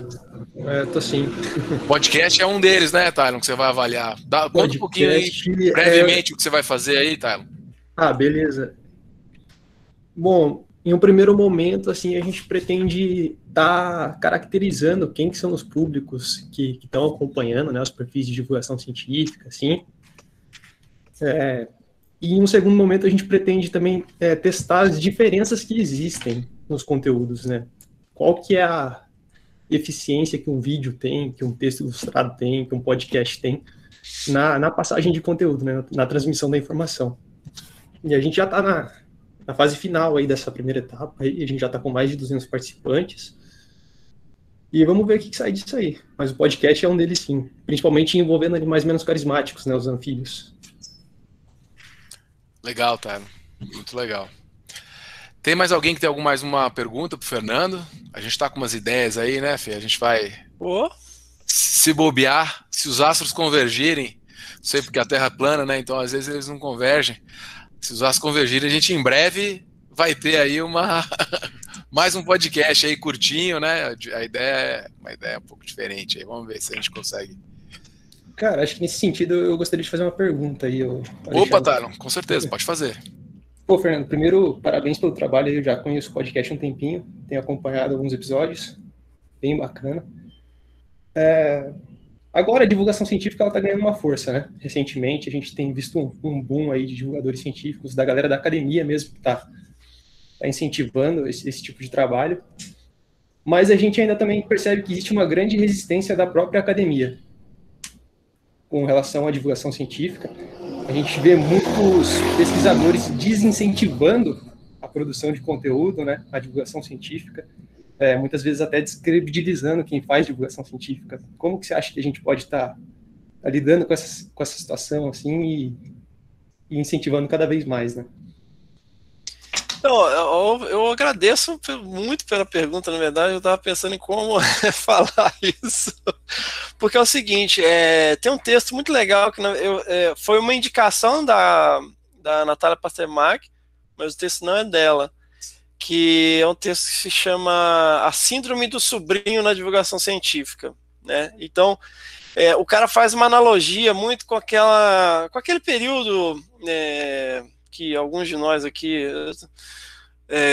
que acompanharam essa transição tecnológica, lembra daquela coisa do sobrinho, né? Você não sabia configurar o computador, aí tem sempre aquele sobrinho que manja de tecnologia, não, vem cá, arruma aí pra mim e tal, configura o videocassete, e aí o que acontece? Você tem muitos professores que têm um grande arcabouço teórico, uma grande didática, inclusive. Pô, tem uns caras que a gente chama que eu falo assim, gente, como que esse cara aprendeu a falar assim, meu Deus? Né? Pô, teve um professor que a gente chamou para falar sobre o que era, cara. Eu não lembro sobre qual espécie, mas foi um negócio assim que eu falei, acho que era o golfinho rotador. Golfinho rotador. Nossa, mas o cara deu uma aula de história natural que eu fiquei assim, gente, o meu sonho é falar desse jeito. Assim, cara, quem dava aula antes, né, que você tinha que chegar lá na frente e dar uma aula com giz, né, você tem que ter uma eloquência e uma didática muito diferente que você ter coisas mirabolantes e imagens num PowerPoint, né, isso sempre me admira.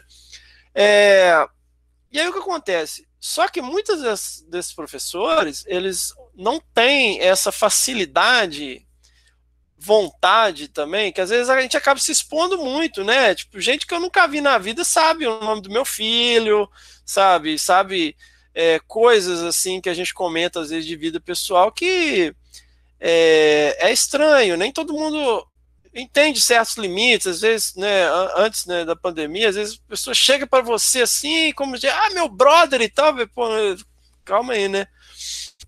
E às vezes as pessoas não querem se expor, sabe? Não quer ficar fazendo vídeo e tá em outro pegado. E às vezes acaba terceirizando isso para pessoas mais jovens que não têm um conteúdo tão bem estabelecido, mas que tem mais traquejo com mídia social e tal, né? E isso cria uma dicotomia muito grande, que aí ele começa a discutir essas questões que vira a síndrome do sobrinho, né? Que é aquele cara, né? Você, por mais que tenha um grande conhecimento, você não sabe mexer direito no computador, tem aquele moleque que é mais descolado em tecnologia, mas não sabe a parte teórica e tal, acaba que entra um pouco nisso, sabe? Então, o que acontece?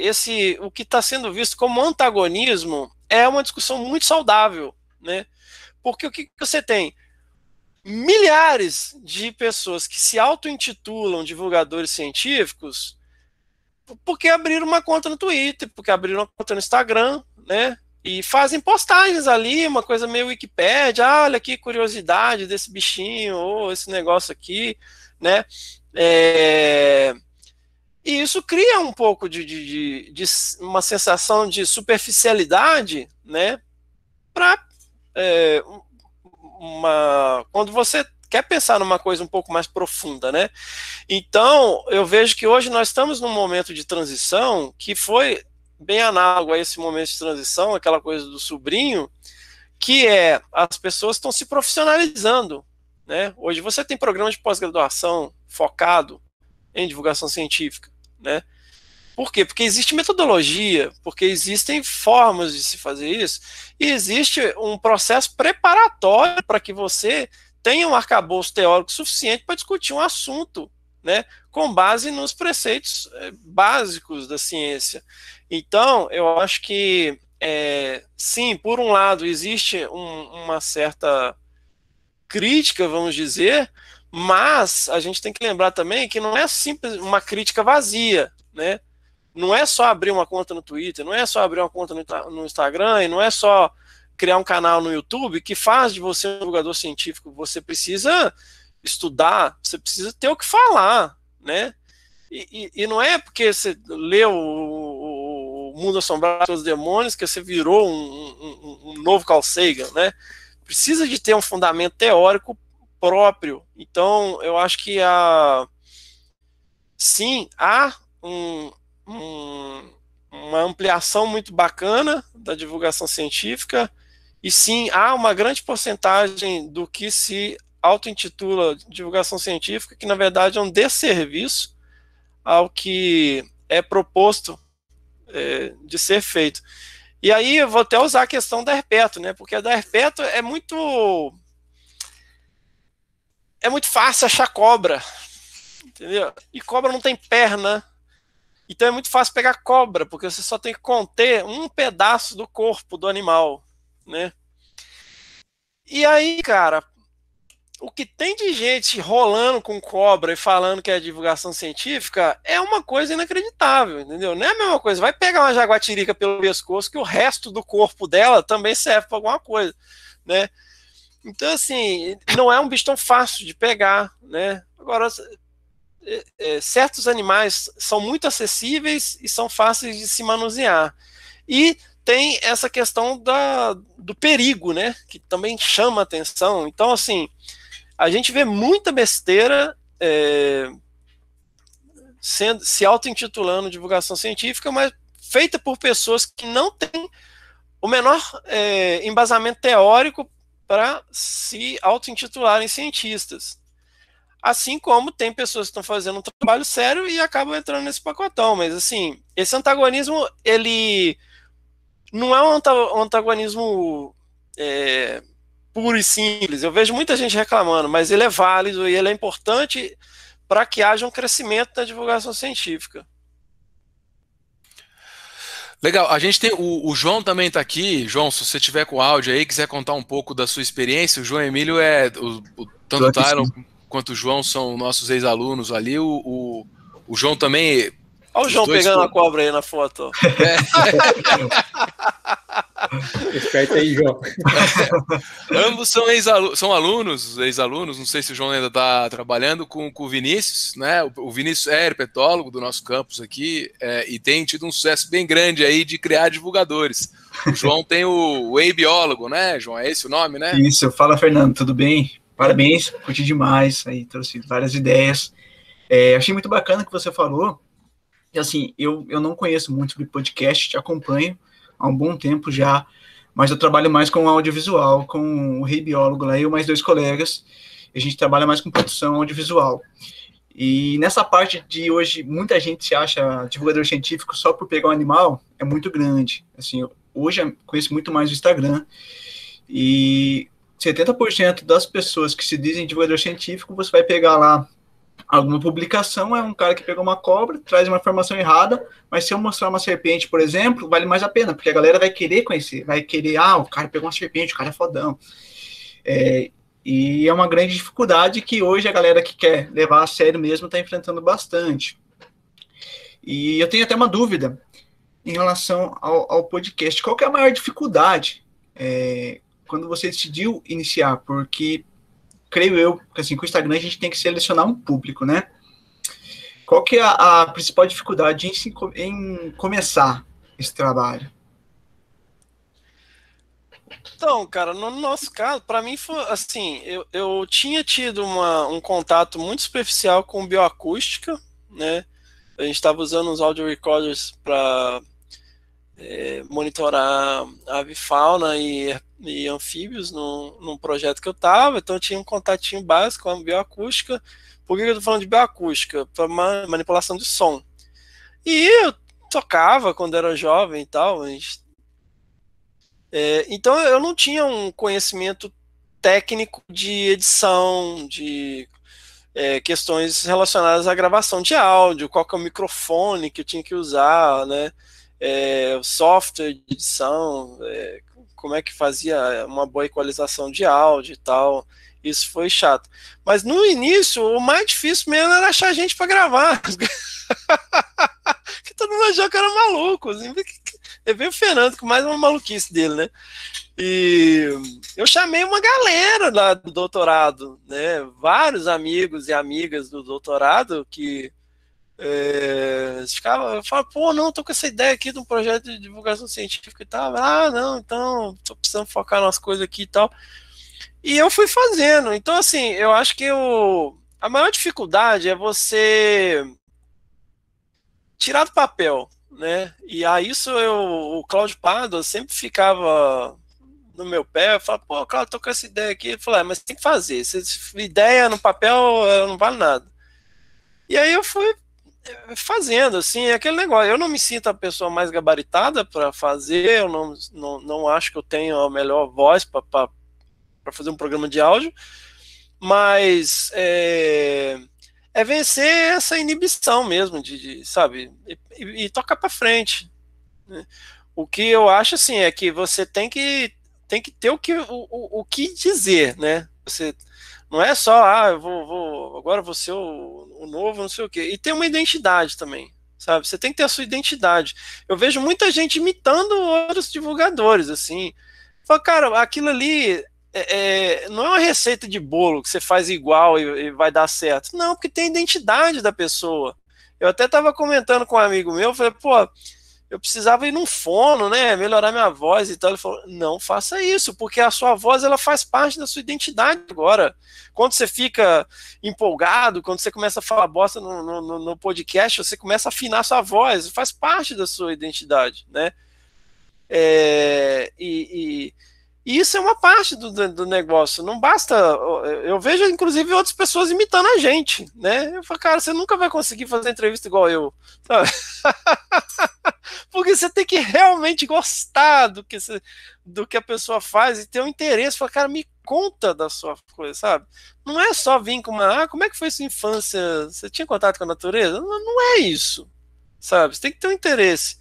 Então eu acho assim, você tem que ter muito claro o que você quer fazer, qual que é a sua identidade, sabe? O que você quer passar. Porque assim, se você vai fazer um negócio que várias outras pessoas já fazem, não faça. Ajude aquelas pessoas que já estão fazendo, divulgando o trabalho delas, sabe? Porque aí você vai ficar querendo... Porque aí acaba... É igual eleição, sabe? Às vezes você tem lá uma pessoa interessante que poderia ser eleito, mas não foi porque diluiu uma grande parte dos votos num monte de candidato barrela que não tinha nenhuma chance, né? Mas eu acho isso, assim, vencer esse primeiro obstáculo de vou, não vou, sabe? Ter a sua própria identidade e a parte técnica, assim, que é chatinha no início, né? Você vai pegar pra editar um vídeo pro YouTube, pô, eu editei uns vídeos, é chato pra caramba, cara. Dá muito trabalho. Ô Fê, é mais fácil convencer o Russell Mitmaier a dar entrevista do que um Zé Ruela que nem eu? Porque você convenceu... O cara tem mais o que falar, né? O cara tem mais tranquilidade. Todo mundo tem o que falar, né? Mas então é mais fácil convencer os caras grandes para falar. Assim, o Russell pra ele foi uma terça-feira qualquer, né? Assim. Tá. Eu fui explicar pra ele, não, e tal. Ele falou, não, eu tô acostumado, vai. Mas existem porque qual que é a parada, Tanque? Assim, eu não quero só ficar mostrando. E esse é um negócio da biologia da conservação que eu vivo batendo na tecla.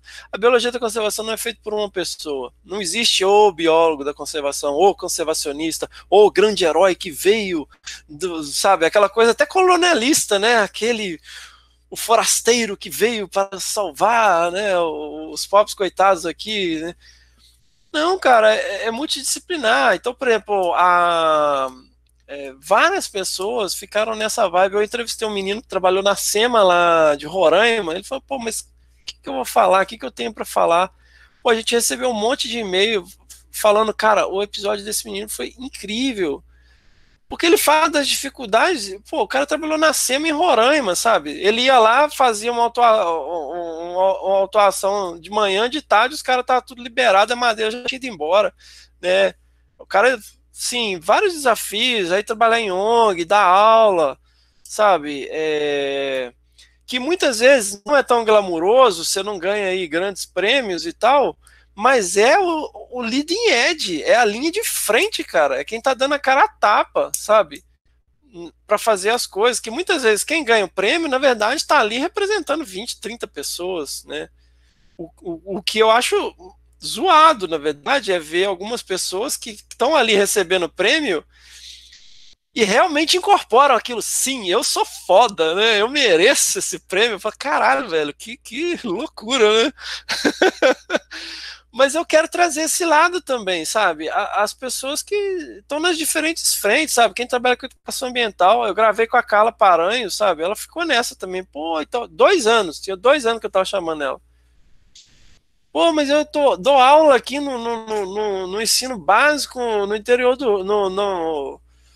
no subúrbio do Rio. Eu falei, por isso mesmo, eu quero alguém que trabalhe com isso para me falar, sabe? Porque isso é importante. E ela trabalhou com pesquisa de mico-leão preto. Eu falei, cara, como que é isso? E essas pessoas geralmente são as pessoas mais interessantes. Tá me convencendo, Fê. Eu vou falar aí com você. Fique tranquilo. Eu tô ficando bom nisso. Eu tô ficando bom em convencer. Gente, mais alguma pergunta, algum comentário? Já estamos aí com 1h50. Tem mais alguém para comentar alguma coisa? Não? Last call, hein? Bom, Fê, eu queria te agradecer mais uma vez. Eu tenho mais umas 35 perguntas aqui para fazer. Está tudo anotado aqui, né? Questão de nicho, questão de uma série de coisas aqui, mas a gente vai... A Terezinha quer fazer uma pergunta. Pode fazer, Terezinha? Oi, boa tarde a todos. Boa Obrigada tarde. pela conversa, foi ótima. Eu gostaria de saber se a gente tem acesso a um material para que a gente possa fazer uma resenha, alguma coisa sobre a palestra. Olha, Terezinha, de onde você é?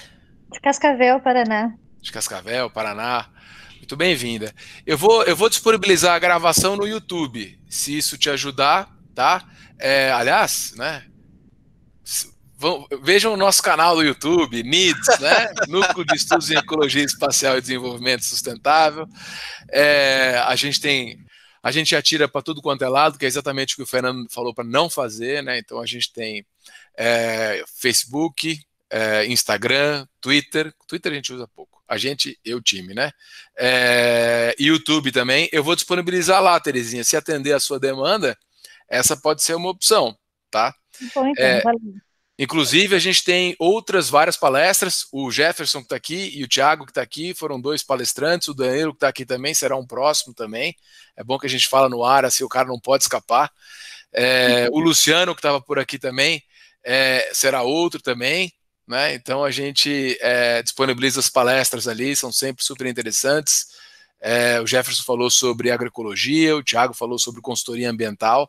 Podem ser 2 palestras que te interessem também. Então, eu vou...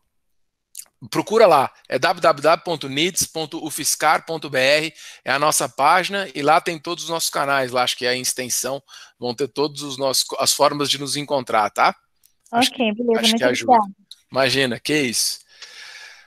Bom, Fê, eu tenho aqui, então, em breve eu quero acrescentar, então, o podcast também nesses diversos meios que a gente está atacando para tudo quanto é lado. Na verdade, eu estou com essa preocupação mesmo de divulgar. Eu percebi que com cada mídia social a gente fala com um grupo diferente, né? Então tem pouco overlapping. Eu percebo que os nossos alunos, por exemplo, ou o pessoal da idade dos nossos alunos, usa mais o Instagram, o pessoal da nossa idade, né, usa mais o Facebook, o Twitter é mais os colaboradores internacionais, o YouTube é mais geral, né? Eu tenho conseguido aí, sei lá, falar com outras pessoas, talvez, né? Eu acho que eu concordo com você, pior coisa que tem é a gente não ter periodicidade, né? E aí o pessoal fica esperando e aí acaba desanimando, mas eu acho que a gente está começando, embalando, e eu estou animado aí para a gente começar trabalhar junto mais uma vez aí com o podcast agora, trabalhar junto mais uma vez agora com o podcast. Brigadão aí pela sua palestra, acho que é muito motivante, inspirador aí também. É isso aí, brigadão, até a próxima e a gente se fala. Beleza, obrigado, gente. Até mais. Valeu, gente. Um abraço aí a todos, obrigado pela presença. Até a próxima. Fiquem de olho aí que a gente tem mais uma palestra mês que vem. Opa, valeu, Ale.